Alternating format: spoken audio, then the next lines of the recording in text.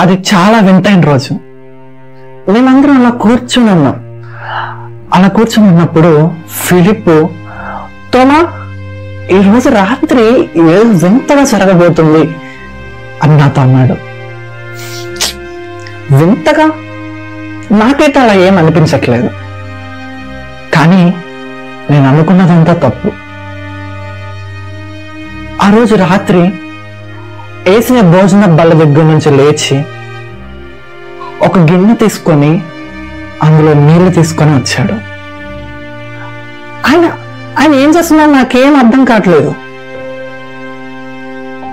బర్తులమ్మాయి దగ్గరికి వెళ్ళి మొక్కరించి బర్తులమ్మాయి పాదాలు కడగడం ప్రారంభించాడు.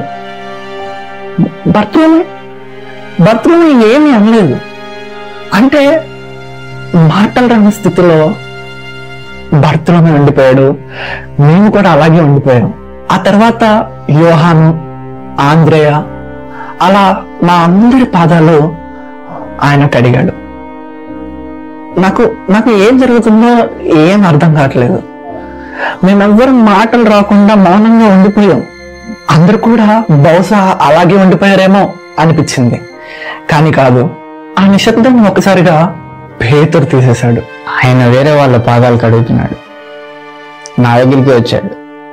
నా పాదాలు కడుగుతున్నప్పుడు నేను ఆయనతో అన్నాను, అయ్యా, నా పాదాలు కడగొద్దయ్యా, నేను పాపినయ్యా, నా పాదాలు కడగొద్దయ్యా, నేను అర్హుని కాదయ్యా, నువ్వు రాజువి, నా పాదాలు కడగడానికి నేను అర్హుని కాదయ్యా అని అన్నాను. ఆయన నా వైపు చూసి నవ్వాడు. అలా అయితే నా పాదాలు మాత్రమే కాదయ్యా, నా చేతులు, నా దేహం అంతా నిలువెల్లా కడుగయ్యా. ఆయన చూసి పాదాలు సరిపోతాయిలే అన్నాడు.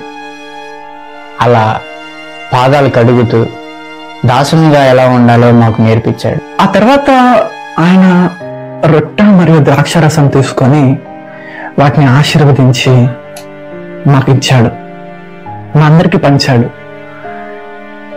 ఇది నా రక్తం వలనైనా కొత్త నిబంధన అన్నాడు. నాకేం అర్థం కాలేదు. అలాగే ఆయన ఈరోజు రాత్రి మీరు నా యందు విశ్వాసం కోల్పోతారు అన్నాడు.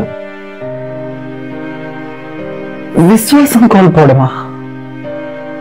ఆయన ఎందా? లేదు. ఆయన యందు విశ్వాసం కోల్పోవడం లేదు, అది ఎప్పటికీ జరగదు. ఆయన మీద నమ్మిక ఎప్పుడు తొలగదు. కానీ నేనేం చెప్పలేని స్థితిలో ఉన్నాను. అసలు ఏం మాట్లాడాలో కూడా నాకు అర్థం కాలేదు.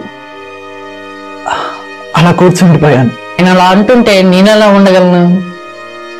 నేను ఆయన వైపు చూసి, అయ్యా, ఎవరు నిన్ను విడిచినా నేను నిన్ను విడవను అని అన్నాను. ఆయన నా వైపు చూసి నవ్వి, పేతురు, కోడి 3 సార్లు కూయక ముందే, తెల్లవారక ముందే నువ్వు నన్ను ఎరుగవని ముమ్మారు అబద్ధం ఆడతావు అన్నాడు.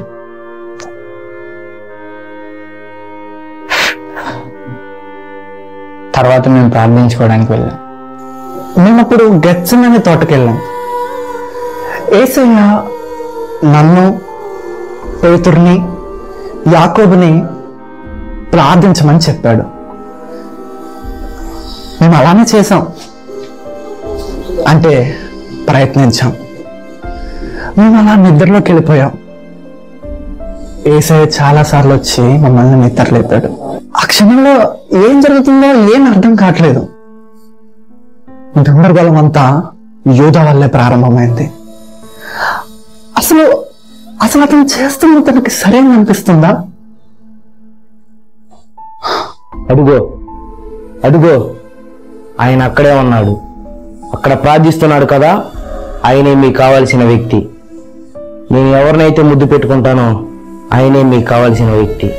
ముద్దు పెడతాడా? యూదా ముద్దు పెట్టి యేసయ్యను అప్పగిస్తాడా? అసలు అతను చేస్తున్న అతనికైనా అర్థమవుతుందా? అప్పుడు పేతురు తనకు అడ్డాన్ని తీసుకొచ్చి అతని చెవును కోసేశాడు. యేసయ్య ఏమీ తెలియనట్టు, ఏమీ జరగనట్టు ఆ చెవిని తీసుకొని వచ్చి అతికించేశాడు. అప్పుడు వారు యేసయ్యని తీసుకువెళ్తున్నారు. మేము పోరాడితే బాగుండేది, కానీ నేనేమీ చేయలేదు.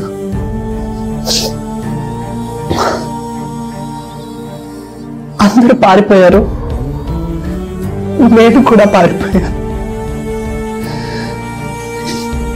నేనంత నీచుడను. నేను ఎంత పని చేశాను, నేను ఇలా ఎందుకు ఆలోచించాను? నేను ఆయన చంపాను, నేను ఆయన్ని సిలువ వేశాను. నేనే యేసుని సిలువ వేయాలి, జనాలకు అదే కావాలి, నేను అలాగే చేయాలి. నాకైతే ఆయన నిర్దోషంగా ఏమనిపించలేదు, కానీ ప్రభుత్వం వారు ఏది చెప్తే ఒక సైనికుడుగా నేను అదే చేయాలి. ప్రభుత్వం వారు చెప్పారు, నేను అలా చేయాలి. నాకైతే ఆ ఉద్యోగం చాలా ఇష్టం, ఎందుకంటే ఎవరైతే తప్పు చేస్తున్నారో వారిని నేను సిలువ చేస్తున్నా, నేను చాలా న్యాయం జరిగిస్తున్నానని నాకు అనిపిస్తూ ఉంటుంది. కానీ ఆయనకు సిలువ వేయడం సరైనది కాదేమో అనిపిస్తుంది, కానీ సైనికుడిగా నేను చేయాలి కదా. దీనికి అసలు అర్థమే లేదు. నేను ఖైదీని, దొంగను, నరహంతకుని. నన్ను సైనికులు బయటికి రమ్మన్నారు. ఆయన పక్కన నిలబెట్టారు. అప్పుడు ఆయన్ని విపరీతంగా కొట్టారు. ఎలాగంటే రక్తపు ముద్దలాగా. గవర్నర్ పిలిచారు, ప్రజలందరిని అడిగాడు, మీ కొరకు ఎవరిని విడుదల చేయాలి అని. అప్పుడు ప్రజలు అన్నారు, బరబ్బాని విడుదల చేయండి అన్నారు. యేసును సిలువ వేయండి అన్నారు. బరబ్బా అంటే అది నా పేరే. సైనికుల వారు ఆ ప్రజల్లోనికి వెళ్ళమన్నారు నన్ను. యేసును గోల్గొతాకి తీసుకెళ్లారు. కానీ ఒక్క నిమిషం, నేను మరణం కోసం ఉన్నవాడిను, కానీ ఇప్పుడు విడుదల పొందాను. యేసును గోల్గొతా వరకు వెంబడించాను. నేను అప్పుడు గోల్గొతా దగ్గర ఉన్నాను. రెండవ దొంగను అప్పుడే సిలువ వేశాం. ఇంతలో వారు ఆయన్ని నా దగ్గరికి తీసుకొని వచ్చారు. చాలా హింసించారు, ఉమ్మి వేశారు.